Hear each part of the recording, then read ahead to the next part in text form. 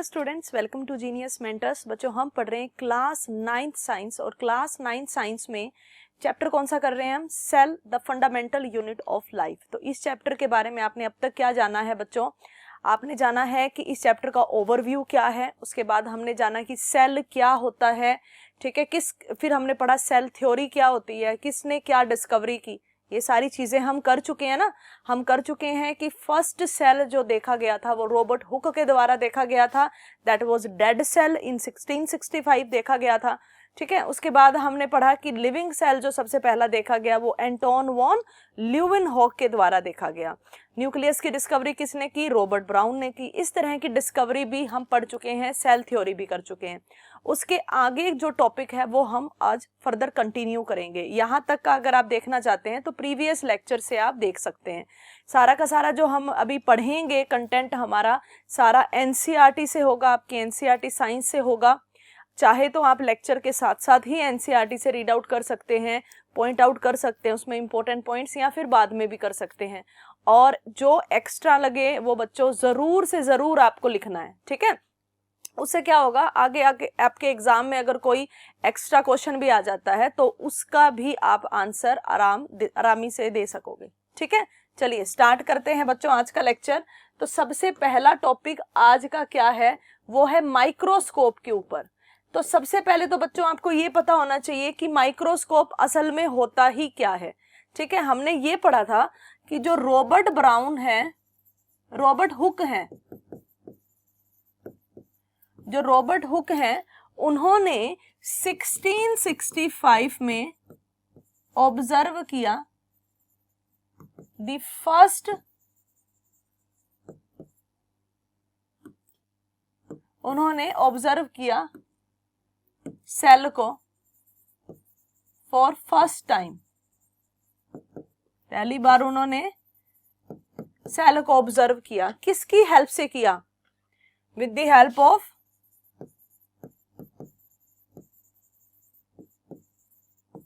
simple microscope, with the help of simple microscope invented by him। यानी बच्चों उन्होंने एक सिंपल माइक्रोस्कोप खुद ही बनाया था और उसे बनाने के बाद उसकी मदद से उन्होंने पहला सेल ऑब्जर्व किया, यानी कि किसी और की मदद से नहीं देखा, खुद उन्होंने एक सिंपल माइक्रोस्कोप बनाया और उस सिंपल माइक्रोस्कोप में उन्होंने पहली बार सेल को ऑब्जर्व किया, देखा। यहां तक क्लियर है? तो सिंपल माइक्रोस्कोप क्या था, या फिर माइक्रोस्कोप का यूज क्या होता है? देखो बच्चों, microscope is use to see the objects, see the living organisms। आप organisms ही लिख दो,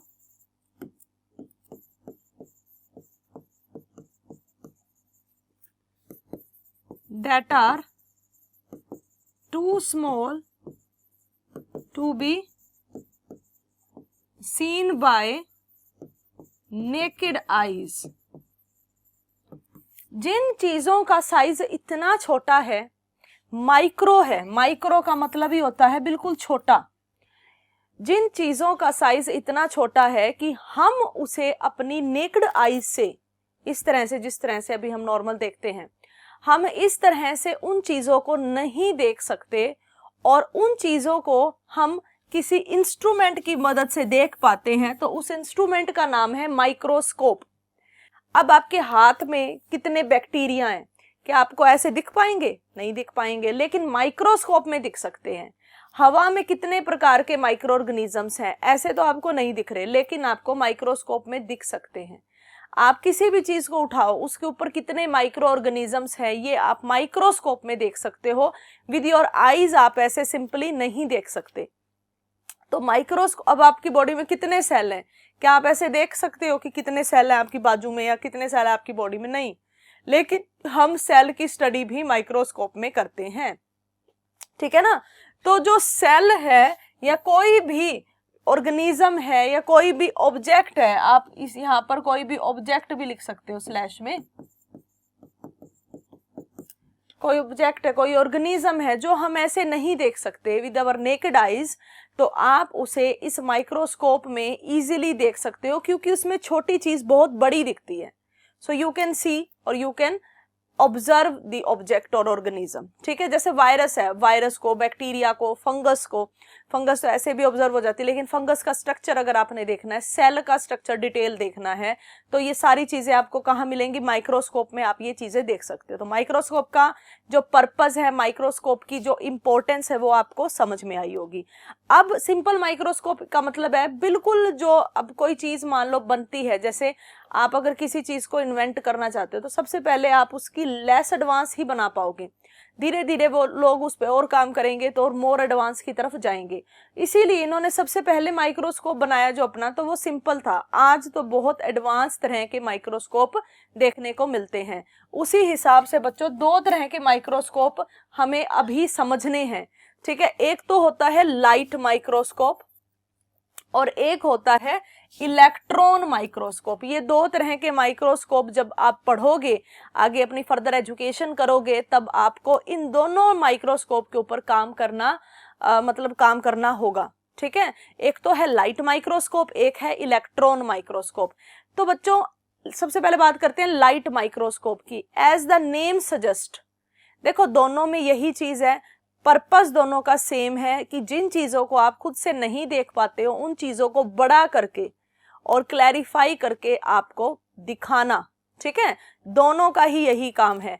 light microscope is also use to magnify the object so that you can easily see और ऑब्जर्व इट, और इलेक्ट्रॉन का भी यही फंक्शन है, मैग्नीफाई करके ज्यादा, और फिर आप उस चीज को आसानी से ऑब्जर्व कर सकें, देख सकें। ये बात तो समझ में आई। फिर लाइट और इलेक्ट्रॉन में डिफरेंस क्या है माइक्रोस्कोप में, तो वो डिफरेंस कुछ इस प्रकार से यहाँ लिखे गए हैं। आपसे पेपर में अगर पूछा भी जाएगा तो लगभग 2 मार्क्स के क्वेश्चन में पूछा जाएगा। 2 पॉइंट लिख दो इसमें से, या 3 लिख दो, नंबर मिल जाएंगे। ठीक है, light microscope as the name suggest, light की मदद से, ठीक है, रोशनी की मदद से, लाइट की मदद से आप इसमें चीजों को ऑब्जर्व कर पाते हो। यानी कि it uses glass lenses, lenses का इस्तेमाल होता है इसमें, जिसमें मतलब लाइट उसके ऊपर अगर आएगी जैसे, और लाइट उसके ऊपर आएगी तब ही आप किसी चीज को देख पाओगे। ठीक है ना, because it uses glass lenses, light का इस्तेमाल होता है, इसीलिए नाम क्या है? Light microscope. ठीक है, और इलेक्ट्रॉन माइक्रोस्कोप में इलेक्ट्रोमैग्नेट का इस्तेमाल होता है।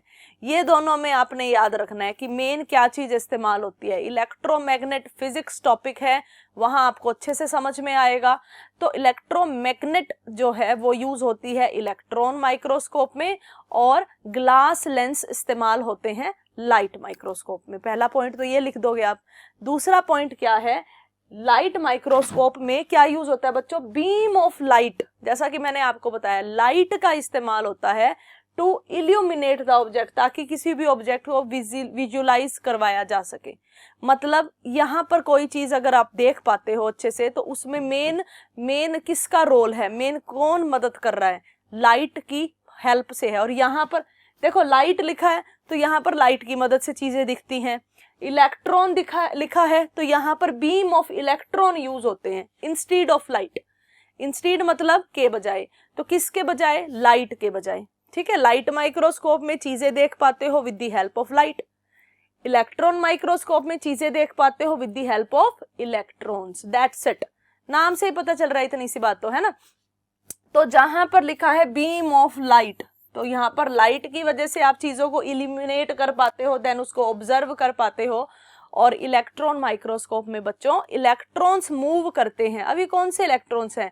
जो एटम में आप सुनते हो ना, protons, neutrons, electrons. Electrons are always negative charged, right? ये उसकी बात चल रही है।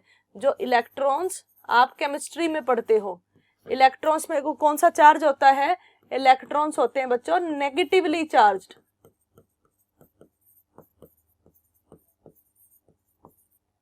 ठीक है, और प्रोटॉन्स क्या होते हैं? Positive charge. और न्यूट्रॉन्स न्यूट्रल होते हैं।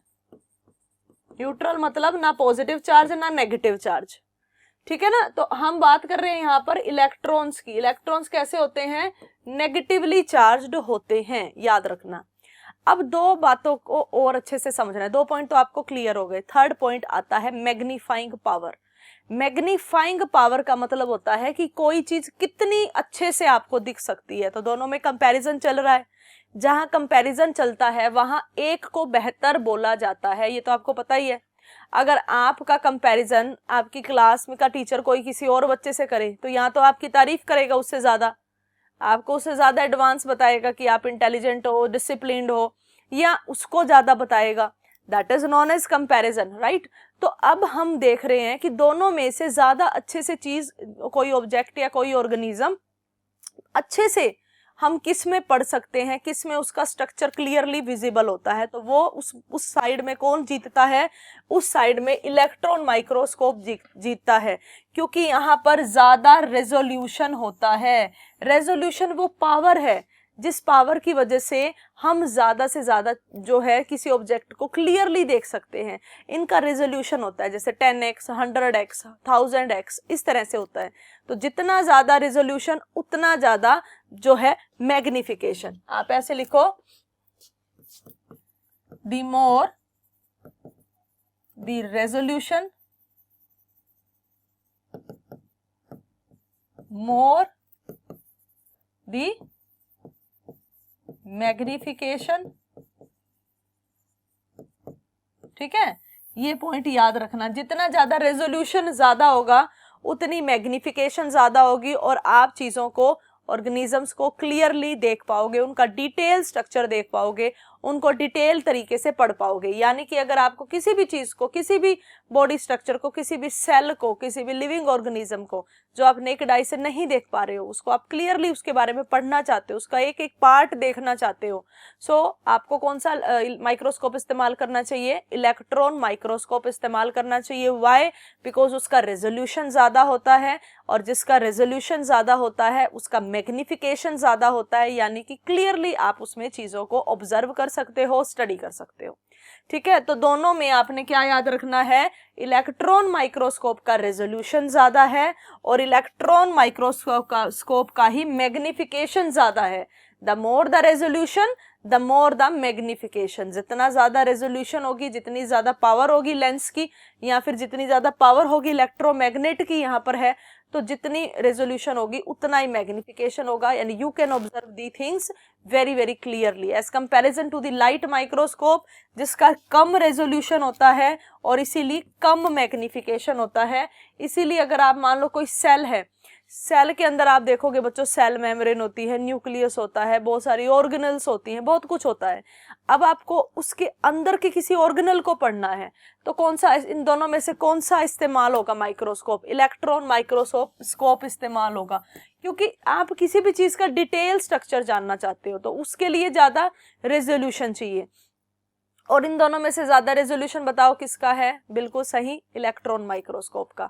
तो इलेक्ट्रॉन माइक्रोस्कोप का रेजोल्यूशन ज्यादा है, इसीलिए आप उसी में ही चीजों को अच्छे से फर्दर स्टडी कर सकते हो।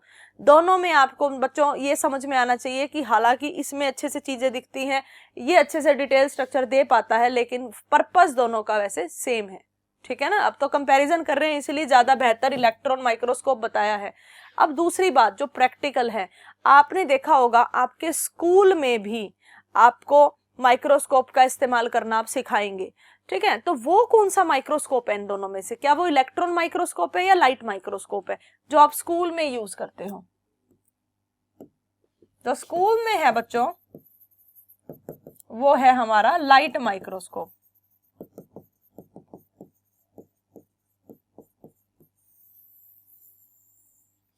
स्कूल में कौन सा है माइक्रोस्कोप? लाइट माइक्रोस्कोप होता है। इलेक्ट्रॉन माइक्रोस्कोप जो है आप हायर एजुकेशन में यूज करोगे।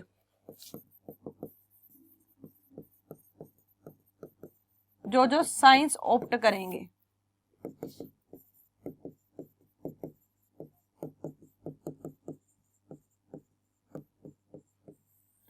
ठीक है। तो जो स्कूल जो है, स्कूल्स में अभी आप 9th में हो, 10th में, 11th 12th में भी आप करोगे माइक्रोस्कोप का इस्तेमाल, तो वो भी लाइट माइक्रोस्कोप ही होगा। ठीक है बच्चों, यहाँ तक अच्छे से क्लियर हुआ। बहुत इंपॉर्टेंट टॉपिक है ये, क्योंकि ये प्रैक्टिकल यूज होता है एक्सपेरिमेंट्स में, इसीलिए समझाना बहुत जरूरी था और आपका समझना भी उतना ही ज्यादा जरूरी है। अब नेक्स्ट टॉपिक के ऊपर चलते हैं, जिसका मतलब है टाइप ऑफ सेल्स। अब सेल के टाइप पे पहुंचते हैं। देखो बच्चों, हम ये बात कर चुके हैं, जितने भी लिविंग ऑर्गेनिजम्स होते हैं, we are talking about living organisms, ठीक है। जितने भी लिविंग ऑर्गेनिजम्स होते हैं, चाहे वो बैक्टीरिया है सारे के सारे, चाहे वो फंगस है सारी की सारी, चाहे वो प्लांट्स हैं, चाहे वो एनिमल्स हैं, हमने बात की थी कि सभी के सभी जो है उनकी अंदर की जो ऑर्गेनाइजेशन है उसकी शुरुआत सेल से हुई है। सेल्स तो सभी में प्रेजेंट है। Cells is known as fundamental in structural and fundamental unit of life. We have discussed it so many times, right.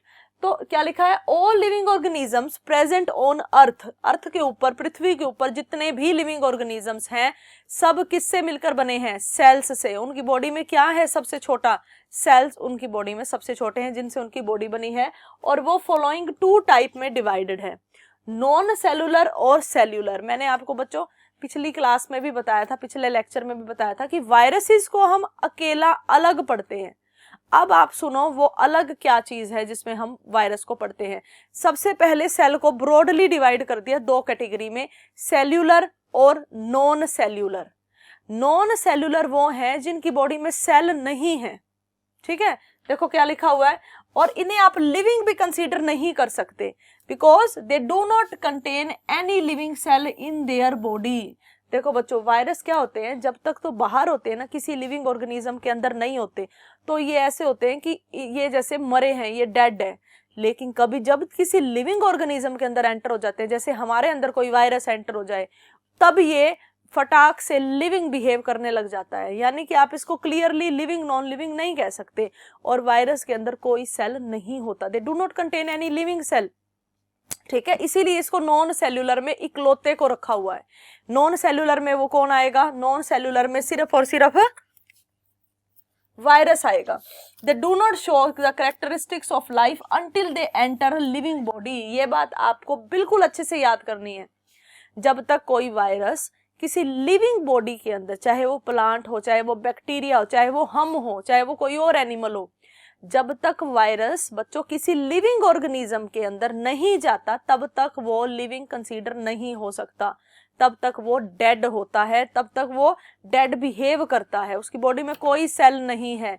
Virus के बारे में ये बात आपको क्लियरली याद रखनी है, that they do not show any characteristics of living. Living होने की कोई करेक्टरिस्टिक वो तब तक नहीं दिखाता जब तक कि वो किसी लिविंग बॉडी के अंदर नहीं जाता है। आपको कॉमन कोल्ड होता है, तो कॉमन कोल्ड कब होता है, करता तो वायरस ही है। पहले वो आपकी बॉडी में जाएगा, फिर लिविंग बिहेव करना शुरू करेगा, और जैसे ही लिविंग बिहेव करना शुरू करेगा आपको कॉमन कोल्ड हो जाएगा। कोविड-19 कोई भी आप वायरल डिजीज ले सकते हैं जो कि वायरस की वजह से होता है। तो वायरस की वजह से कोई भी डिजीज होती है, वो वायरस बाहर तो ऐसा शांत डेड बिहेव करता है, लेकिन जैसे ही किसी लिविंग बॉडी के अंदर एंटर करता है तभी लिविंग बिहेव करने लगता है और फिर हमें बीमार करता है, ठीक है। तो virus is non cellular form में आता है। और सेल्यूलर ऑर्गेनिजम्स क्या हैं, जिनकी बॉडी सेल्स से मिलकर बनी है, जिनकी बॉडी में सेल्स से शुरुआत हुई है। So they contain living cells in their body, जैसे बैक्टीरिया हैं, प्लांट्स हैं, एनिमल्स हैं, इवन फंगस है, ठीक है। फंगस हो गया, इन सब के अंदर लिविंग सेल्स प्रेजेंट होते हैं। इनकी बॉडी के अंदर क्या प्रेजेंट होता है बच्चों, लिविंग सेल प्रेजेंट होते हैं। तो सेलुलर में तो आते हैं सारे बैक्टीरिया, फंगस, प्लांट्स, एनिमल्स और भी बहुत कुछ, लेकिन नॉन सेलुलर में इकलौता वायरस आता है, क्योंकि वायरस ही हैं जो किसी की लिविंग के अंदर जाकर ही लिविंग बिहेव करते हैं, वरना नहीं। तो यहाँ पर सेलुलर ऑर्गेनिजम्स को अगेन 2 टाइप में डिवाइड किया, यानी कि कुछ इस तरह से टेबल बनेगी।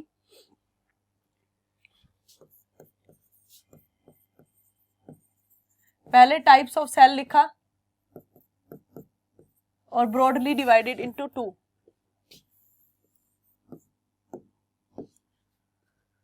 सेल्यूलर ऑर्गेनिजम्स और एक तरफ बच्चों नॉन सेल्यूलर ऑर्गेनिजम्स। ठीक है, इतना तो पढ़ लिया।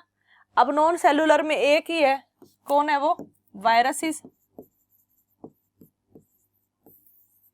और नॉन सेल्यूलर में तो देखो, नॉन सेल्यूलर में तो सिर्फ वायरस है, क्योंकि उसकी बॉडी में कोई लिविंग सेल नहीं होता। अब ये जो सेल्यूलर है, ये फर्दर दो टाइप में डिवाइडेड है, प्रोकैरियोट्स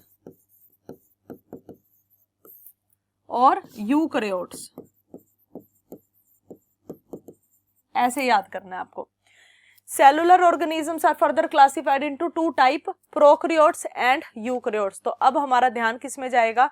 प्रोकैरियोट यूकैरियोट में क्या मतलब क्या डिफरेंस है, क्या प्रोकैरियोट होते हैं, क्या यूकैरियोट होते हैं। लेकिन इससे समझने से पहले भी एक बात आपको अच्छे से समझनी है कि कोई भी सेल होता है ना बच्चों, कोई भी सेल,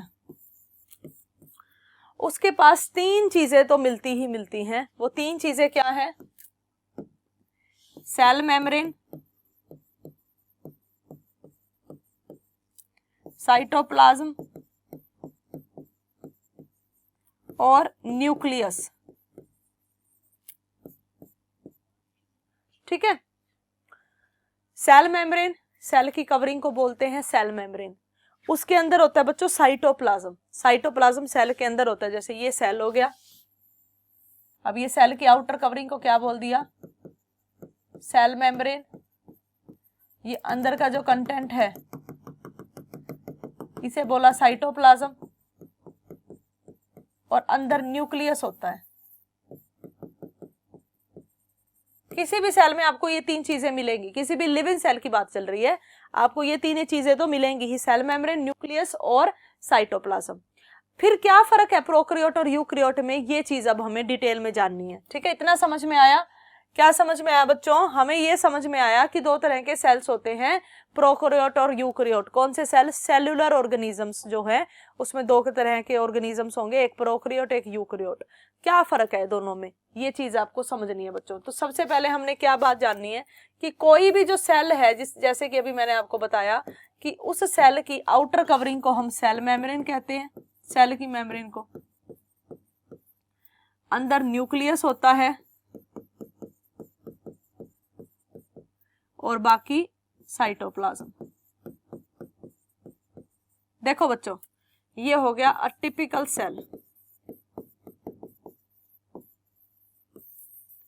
अब इस टिपिकल सेल में प्रोकैरियोट यूकैरियोट आप कैसे कहोगे? जैसे सेल की मेम्ब्रेन को सेल मेम्ब्रेन बोलते हैं, वैसे ही न्यूक्लियस के ऊपर एक और मेम्ब्रेन होती है जिसे न्यूक्लियर मेम्ब्रेन बोलते हैं। ठीक है, यानी कि आपने ये याद रखना है कि न्यूक्लियस के ऊपर अगर मेम्ब्रेन हो तो उसे न्यूक्लियर मेम्ब्रेन कहते हैं।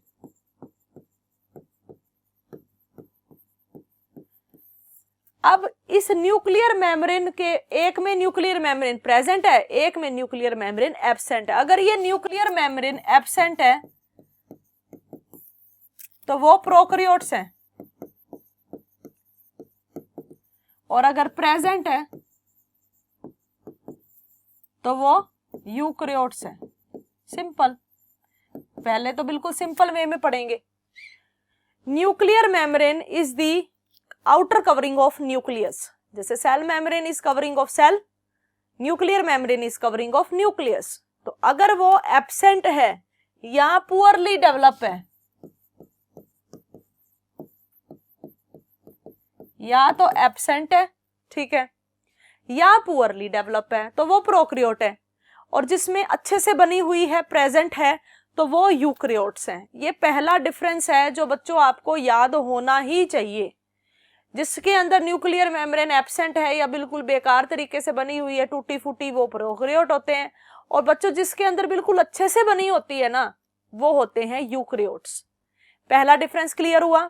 तो अब स्टार्ट करते हैं प्रोकैरियोट। सबसे पहले they contain prokaryotic cells. Prokaryotes क्या होते हैं? वो ऑर्गेनिजम्स हैं जिनके अंदर प्रोकैरियोटिक सेल होते हैं।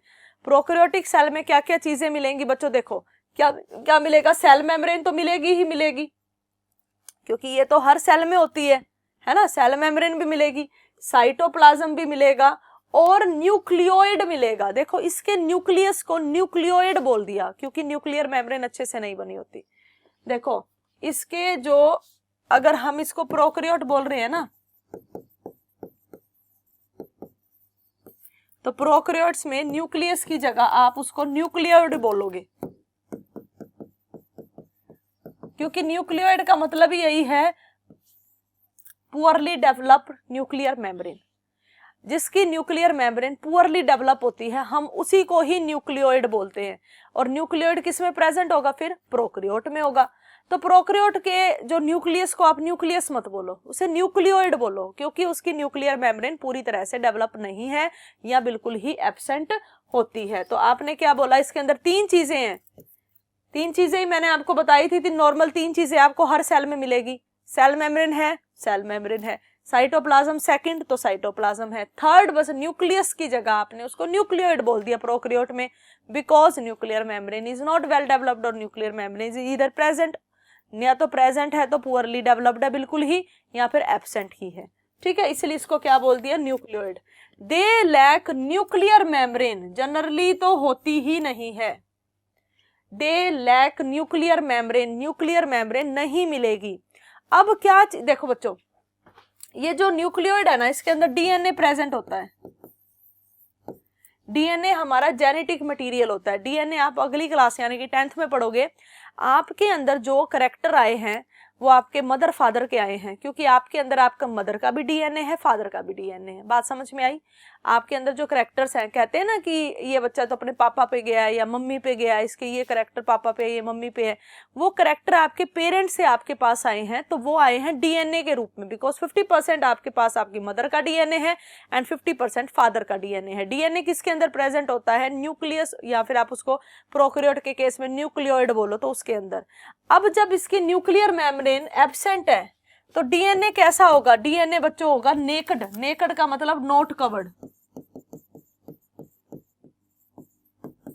इसका जो डीएनए है वो कवर्ड नहीं है। व्हाई? अगर आपसे पूछा जाए why prokaryote DNA is naked, because it do not have nuclear membrane. Nuclear membrane नहीं है तो ही तो नेकेड है ना। अगर न्यूक्लियर मेम्ब्रेन हो थोड़ी फिर नेकेड होगा। तो न्यूक्लियर मेम्ब्रेन नहीं होती, जनरली बिल्कुल एब्सेंट ही होती है, तो इसीलिए इसका डीएनए जो है यानी कि जेनेटिक मटेरियल जो है वो नेकेड है। दूसरा पॉइंट ये हुआ क्लियर। पहला पॉइंट तो क्या था? सेल मेम्ब्रेन है, साइटोप्लाज्म है, न्यूक्लियोइड है। दूसरा पॉइंट क्या है कि न्यूक्लियर मेम्ब्रेन नहीं होती, इसीलिए डीएनए क्या होता है? नेकेड होता है। नेकेड का मतलब नॉट कवर्ड। ठीक है, उसके बाद थर्ड पॉइंट क्या है? Genetic material consist of single chromosome. देखो जो प्रोकैरियोट होते हैं ना, उसके अंदर सिर्फ एक सिंगल क्रोमोसोम होता है, सिर्फ एक सिंगल क्रोमोसोम, जो कि बनने में कुछ इस तरह से बनेगा, सिंगल क्रोमोसोम ऐसे। ऐसा सिंगल क्रोमोसोम आपको देखने को मिलेगा किसके अंदर? इस तरह से बच्चों, ये क्रोमोसोम होता है जो आप आगे पढ़ोगे। ये आपको सिंगल किस में मिलेगा? प्रोकैरियोट में, और ज्यादा किस में मिलेंगे? यूकैरियोट में। तो सिंगल क्रोमोसोम है। ठीक है, prokaryotes do not have membrane bound organelle such as endoplasmic reticulum, mitochondria. ये आपको डिटेल में पढ़नी है। माइटोकॉन्ड्रिया होता है, एंडोप्लाज्मिक रेटिकुलम होता है, गोल्गी बॉडी होती है, लाइसोसोम्स होते हैं। ये सारी चीजें आपको प्रोकैरियोट में एक भी नहीं मिलती। प्रोकैरियोट में ये सारी चीजें एब्सेंट होती हैं, ये बात ध्यान में रखनी है। फिर इनके अंदर राइबोसोम्स होते हैं। राइबोसोम्स आपसे आपके मन में सवाल आना चाहिए, राइबोसोम किस लिए होते हैं बच्चों? प्रोटीन बनाने के लिए।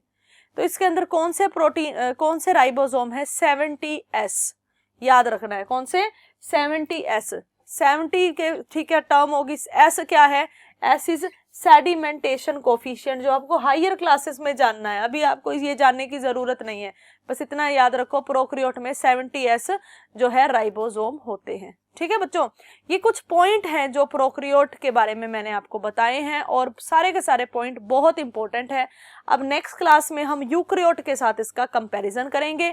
तब तक के लिए आपको इतने पॉइंट याद रखने हैं अच्छे से, और मिलते हैं बच्चों नेक्स्ट क्लास में। ठीक है, प्रोकैरियोट यूकैरियोट अच्छे से समझ के उनके डिफरेंस करेंगे। तब तक के लिए बच्चों इसे रिवाइज कर लीजिएगा। अगर आपको ये लेक्चर अच्छा लगा है तो इसे लाइक शेयर जरूर करें अपने दोस्तों के साथ, और मिलते हैं नेक्स्ट क्लास में। Thank you so much.